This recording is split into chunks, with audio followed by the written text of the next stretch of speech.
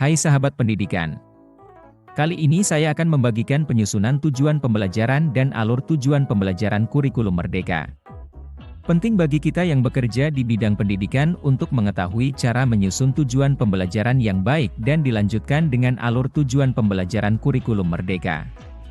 Di bawah ini adalah arahan saya tentang cara membuat tujuan pembelajaran dan alur tujuan pembelajaran kurikulum Merdeka yang akurat dan benar dan dilanjutkan dengan alur tujuan pembelajaran kurikulum Merdeka.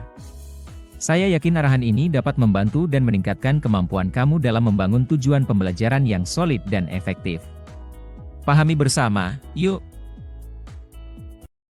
Penting untuk diketahui bahwa implementasi kurikulum Merdeka dilakukan berdasarkan kebijakan-kebijakan berikut ini. 1. Permendikbudristek Nomor 5 Tahun 2022, Standar Kompetensi Lulusan pada Pendidikan Anak Usia Dini, Jenjang Pendidikan Dasar dan Pendidikan Menengah. 2. Permendikbudristek Nomor 7 Tahun 2022, Standar Isi pada Pendidikan Anak Usia Dini, Jenjang Pendidikan Dasar dan Pendidikan Menengah. 3. Permendikbudristek Nomor 262 M 2022, Perubahan atas Keputusan Menteri Pendidikan, Kebudayaan, Riset dan Teknologi Nomor 56 M 2022 tentang pedoman penerapan kurikulum dalam rangka pemulihan pembelajaran. 4. Keputusan Kepala Beskap Nomor 008 HKR 2022 tahun 2022, Capaian Pembelajaran pada Pendidikan Anak Usia Dini, Jenjang Pendidikan Dasar dan Pendidikan Menengah, pada Kurikulum Merdeka. 5. Keputusan Kepala Beskap Nomor 009 HKR 2022 tahun 2022, Dimensi, Elemen, dan Sub-elemen Profil Pelajar Pancasila pada Kurikulum Merdeka. 6. Surat Edaran Nomor 0574 HJH3 SK. 02 Januari 2023. 3. Pilihan implementasi kurikulum Merdeka untuk satuan pendidikan yang memilih menggunakan kurikulum Merdeka pada tahun 2023-2024. 1. Mandiri belajar. Satuan pendidikan menerapkan beberapa prinsip kurikulum Merdeka dalam pelaksanaan pembelajaran dan asesmen namun tetap menggunakan kurikulum satuan pendidikan yang sedang diterapkan. 2. Mandiri berubah. Menggunakan kurikulum Merdeka dalam pengembangan kurikulum satuan pendidikannya dan menerapkannya dalam melaksanakan pembelajaran dan asesmen. 3. Mandiri berbagi. Menggunakan kurikulum Merdeka dalam mengembangkan satuan pendidikannya dan menerapkannya dalam melaksanakan pembelajaran dan asesmen dengan komitmen untuk membagikan praktik-praktik baiknya kepada satuan pendidikan lain.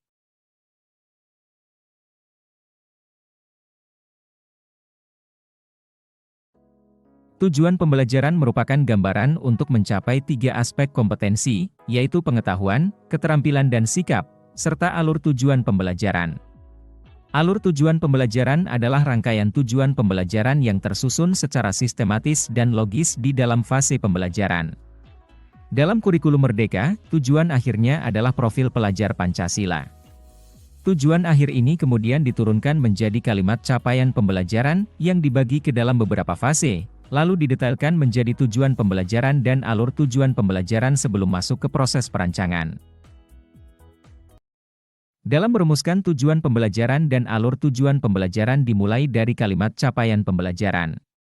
Ingat, capaian pembelajaran berbeda di setiap fase.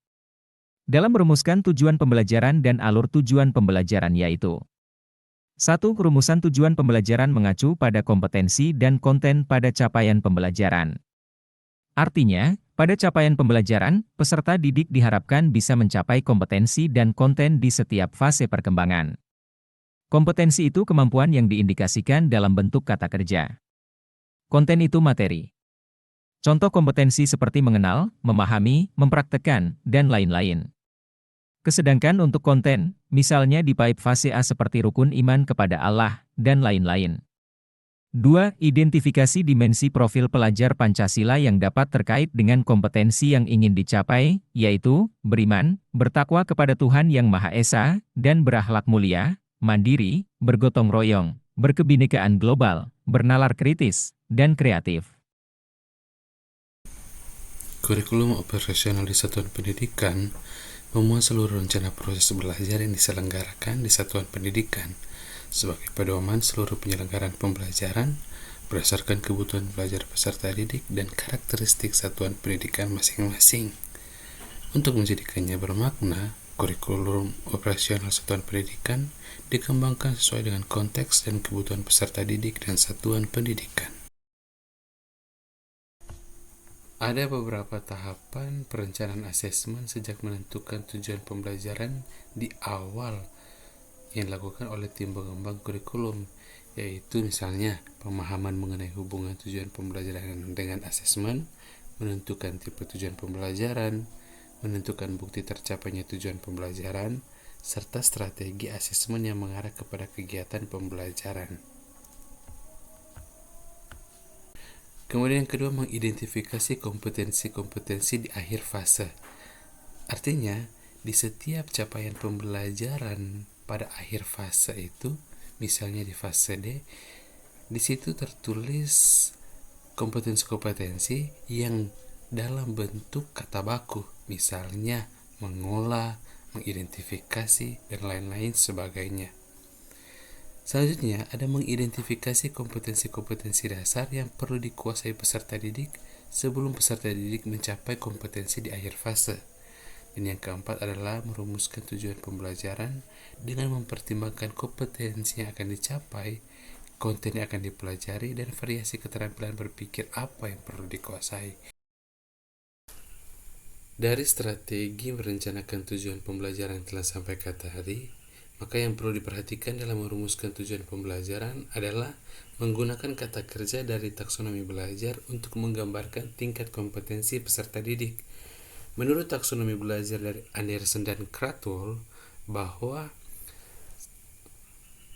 taksonomi ini lebih menekankan pada penggunaan kata kerja, yaitu mengingat, memahami, menerapkan, menganalisis, mengevaluasi, dan mencipta. Dan itu adalah kata-kata baku yang harus digunakan dalam menentukan tujuan pembelajaran.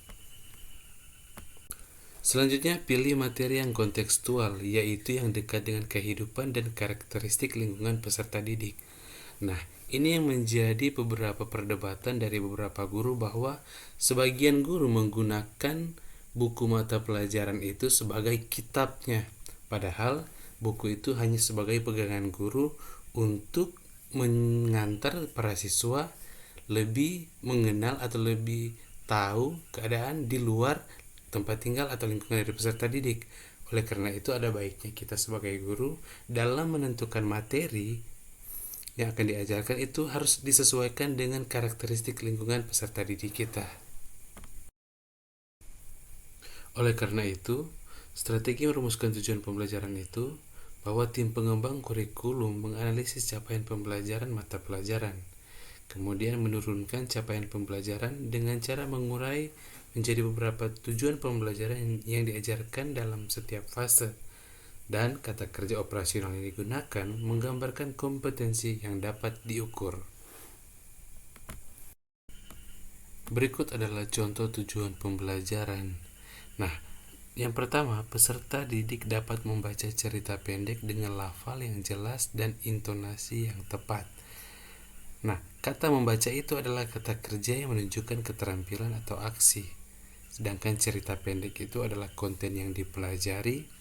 Sedangkan lafal yang jelas dan intonasi yang tepat itu adalah variasi luaran yang dihasilkan. Begitu pula dengan contoh tujuan pembelajaran yang kedua.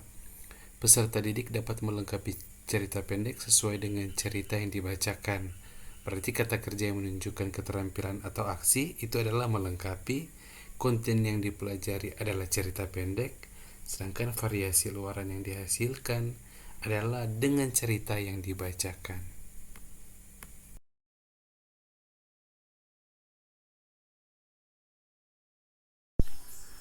Alur tujuan pembelajaran adalah rangkaian tujuan pembelajaran yang tersusun secara sistematis dan logis di dalam fase pembelajaran. Alur tujuan pembelajaran menjadi panduan guru dan murid untuk mencapai capaian pembelajaran di akhir suatu fase. Setiap poin dalam alur tujuan pembelajaran disusun secara kronologis berdasarkan urutan pembelajaran dari waktu ke waktu.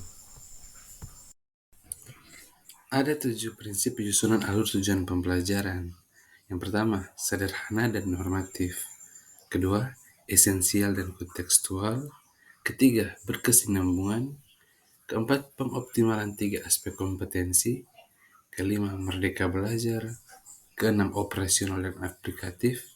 Dan yang ketujuh adalah adaptif dan fleksibel. Prinsip penyusunan ATP yang pertama adalah sederhana dan normatif.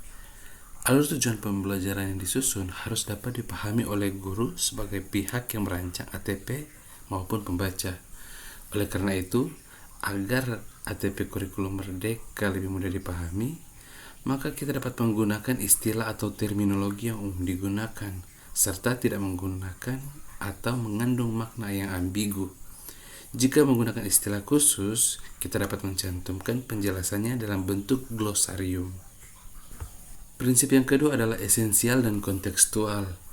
Alur tujuan pembelajaran juga harus memuat aspek pembelajaran yang paling mendasar atau penting, yakni kompetensi, konten, dan hasil pembelajaran.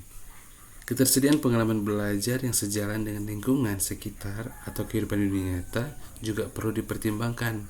Oleh karena itu, materi yang akan disampaikan misalnya dalam pembelajaran mata pelajaran IPS tentang mobilitas sosial, ada baiknya melihat kondisi atau keadaan di sekitar siswa, atau juga bisa dilihat atau diambil materinya lewat media sosial seperti Facebook, TikTok, dan lain-lain sebagainya. Dengan begitu, siswa lebih mudah dalam mengimplementasikan pembelajaran yang diperolehnya. Prinsip ATP yang ketiga yaitu berkesinambungan. Artinya, adanya keterkaitan antar fase dan antar tujuan dan merupakan pencapaian yang disusun secara berurutan, sistematis, dan berjenjang agar dapat memperoleh capaian pembelajaran yang ditetapkan pada setiap mata pelajaran. Selain itu, alur tujuan pembelajaran juga harus disusun secara kronologis berdasarkan urutan pembelajaran dari waktu ke waktu. Selanjutnya, pengoptimalan 3 aspek kompetensi. Ada 3 aspek kompetensi yang harus dioptimalkan pada siswa, yaitu pengetahuan, keterampilan, dan sikap. Pengoptimalan ketiga aspek kompetensi ini harus selaras dengan tahapan kognitif siswa yang terdiri dari kemampuan mengingat, memahami, mengaplikasi, menganalisis, mengevaluasi, dan mencipta, serta dimensi pengetahuan, yaitu faktual, konseptual, prosedural, dan metakognitif. Tak hanya aspek pengetahuan, keterampilan, dan sikap siswa saja, pengoptimalan juga perlu dilakukan pada penumbuhan kecakapan hidup, seperti kemampuan berpikir kritis, kreatif, komunikatif, dan kolaboratif, serta dimensi profil pelajar Pancasila yang terdiri 6 dimensi, yaitu beriman, mandiri, bergotong royong, bernalar kritis, dan kreatif. Prinsip selanjutnya yaitu merdeka belajar. Merdeka belajar adalah prinsip utama yang harus dipahami guru dalam penyusunan ATP kurikulum merdeka.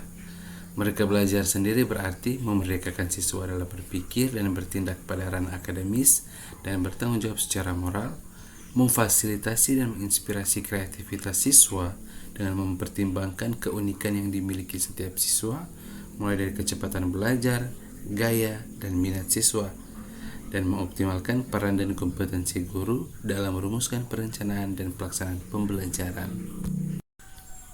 Prinsip selanjutnya yaitu operasional dan aplikatif. Dalam perumusan ATP harus dapat memvisualisasikan dan mendeskripsikan proses pembelajaran serta penilaian secara utuh. Dengan begitu, alur tujuan pembelajaran dapat menjadi landasan operasional yang aplikatif dalam merancang modul ajar. Prinsip yang ketujuh adalah adaptif dan fleksibel. Alur tujuan pembelajaran yang disusun juga harus adaptif dan fleksibel. Artinya, alur tujuan pembelajaran dapat diterapkan sesuai dengan karakteristik mata pelajaran, siswa, dan satuan pendidikan dengan mempertimbangkan alokasi waktu dan keterkaitan antar mata pelajaran, serta ruang lingkup pembelajaran dalam kurikulum merdeka, yaitu pembelajaran intrakurikuler, kokurikuler, dan ekstrakurikuler.